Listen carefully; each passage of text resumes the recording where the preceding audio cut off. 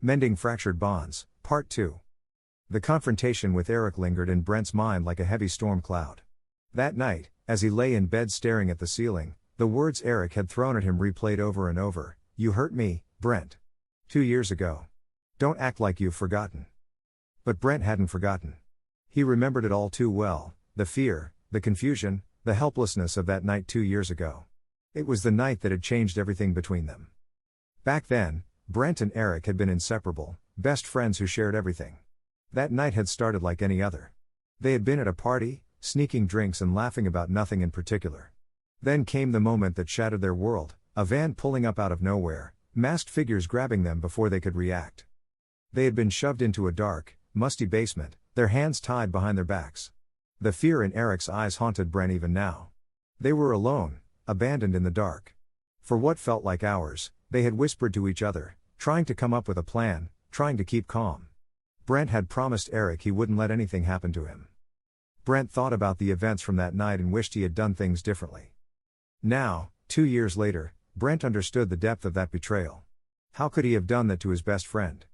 Their classmates had long since noticed the hostility between them. Whispers followed them through the halls. Speculation ran wild. Was it an old grudge? A falling out over something petty?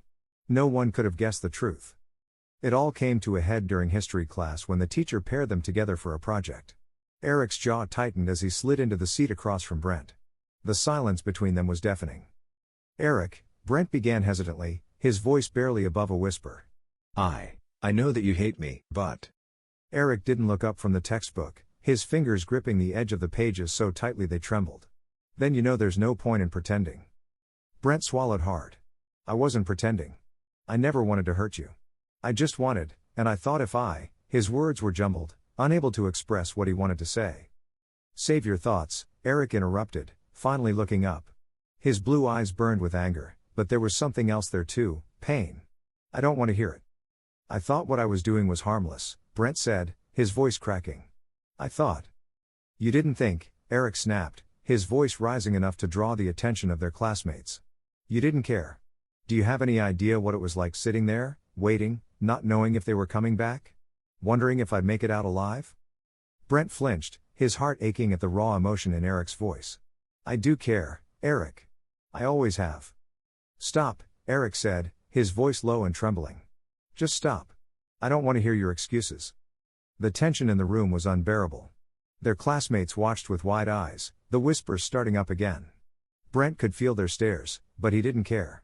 The only thing that mattered was Eric. "I can't change what happened," Brent said quietly. "But I want to make it right. Please, just tell me how." Eric laughed bitterly, the sound cold and hollow. "You can't. Some things can't be fixed, Brent. Just stay away from me." And with that, Eric stood, shoving his chair back and walking out of the room. The door slammed shut behind him, leaving Brent sitting there, his chest tight with guilt and regret. The rest of the class passed in a blur. Brent couldn't focus, couldn't think of anything but Eric's words. Some things can't be fixed. But Brent wasn't ready to give up. He couldn't.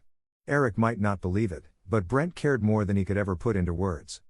As the bell rang and his classmates filed out, Brent stayed behind, his hands clenched into fists. He had to find a way to make things right. No matter what it took.